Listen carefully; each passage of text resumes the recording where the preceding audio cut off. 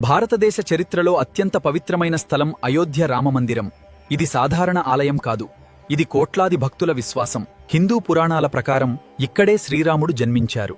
క్రీస్తు శకం 1528వ సంవత్సరంలో మొఘల్ చక్రవర్తి బాబర్ ఆదేశాల మేరకు ఆయన సైన్యాధికారి మీర్ బాఖీ అక్కడ బాబ్రీ మసీదును నిర్మించాడు. శతాబ్దాల పాటు ఈ స్థలం వివాదంలోనే ఉండిపోయింది. 1992లో జరిగిన బాబ్రీ మసీదు కూల్చివేత మన దేశ చరిత్రలో ఒక పెద్ద మలుపు తీసుకువచ్చింది. చివరకు 2019లో భారత సుప్రీంకోర్టు చారిత్రాత్మక తీర్పునిచ్చింది.